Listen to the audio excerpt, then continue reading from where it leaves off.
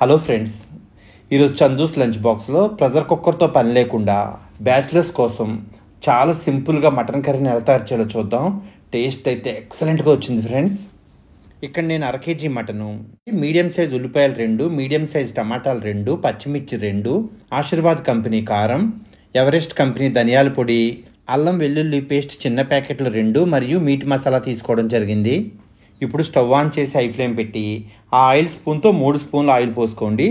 Oil heat ఎక్కిన తర్వాత ఇంకా స్టవ్ను సిమ్లో పెట్టి ఉల్లి, పచ్చిమిర్చి మరియు ఒక రెబ్బ కరివేపాకు వేసుకుని ఫ్రై చేసుకోండి. సుమారుగా 10 నిమిషాలు ఫ్రై అయిన తర్వాత ఇప్పుడు ఆనియన్స్ గోల్డెన్ బ్రౌన్ కలర్లోకి చేంజ్ అయ్యాయి. ఇప్పుడు అల్లం వెల్లుల్లి పేస్ట్ 20 గ్రామ్స్ ప్యాకెట్లు 2 వేసేసుకోండి. ఈ అల్లం వెల్లుల్లి పేస్ట్ పచ్చివాసన పోయేంత వరకు 1 నిమిషం సేపు అలా కలుపుతూ ఫ్రై చేసిన తర్వాత ఇప్పుడు ఆల్రెడీ సన్నగా చాప్ చేసుకున్న టమాటా ముక్కలు వేసుకుని ఫ్రై చేసుకోండి. ఆ టీ స్పూన్ ఉపయోగించి ఇంగ్రీడియంట్స్ అన్నీ వేయడం జరిగింది. ఒక 1/2 టీ స్పూన్ సాల్ట్ వేసుకుంటే ఇప్పుడు టమాటాలు కూడా ఫాస్ట్గా మగ్గిపోతాయి. సుమారుగా 10 నిమిషాలు ఫ్రై అయిన తర్వాత చూస్తే ఇప్పుడు టమాటాలు 50% మగ్గాయి. ఇప్పుడు ఆల్రెడీ నీట్గా వాష్ చేసుకున్న మటన్ వేసి ఫ్రై చేసుకోండి. ఈ రెసిపీ అంతా నేను సిమ్లోనే చేశాను ఫ్రెండ్స్. బట్ మటన్ వేసినప్పుడు మాత్రం హై ఫ్లేమ్లో ఒక 2 మినిట్స్ పాటు అలా మటన్ కలర్ చేంజ్ అయ్యేంత వరకు ఫ్రై చేసుకుని మళ్ళీ సిమ్లో పెట్టేసుకోండి.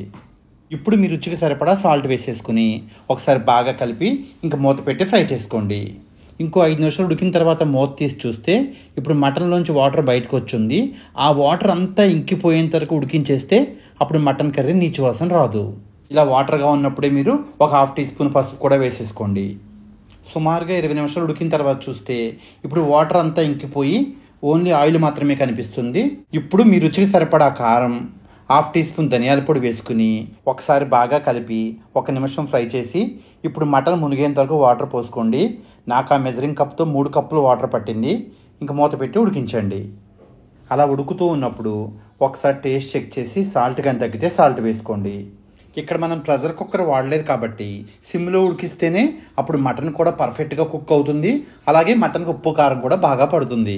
సుమారుగా 1 గంట ఉడికిన తర్వాత చూస్తే ఇప్పుడు మటన్ మెత్తగా ఉడికిపోయి ఉంది. అలాగే గ్రేవీ కూడా దగ్గరగా వచ్చేసింది. ఇప్పుడు 1.5 టీ స్పూన్ మీట్ మసాలా వేసుకుని ఒకసారి బాగా కలిపి కొంచెం కొత్తిమీర కూడా వేసుకుని 1 నిమిషం ఫ్రై చేసి ఇంకా మూత పెట్టి స్టవ్ ఆపేయండి. ఒక్కసారి చూడండి ఫ్రెండ్స్, ఈ మటన్ కర్రీ కలర్ఫుల్గా గ్రేవీతో ఎంత బాగుందో. బ్యాచిలర్స్ కోసం చాలా సింపుల్గా తక్కువ ఇంగ్రీడియంట్స్తో చేసిన ఈ మటన్ కర్రీ టేస్ట్ అయితే ఎక్సలెంట్గా వచ్చింది ఫ్రెండ్స్. ఈ వీడియో కానీ మీకు నచ్చితే లైక్ చేయండి, షేర్ చేయండి. చందూస్ లంచ్ బాక్స్కి సబ్స్క్రైబ్ చేయండి. ఈ వీడియో చూసినందుకు ధన్యవాదాలు.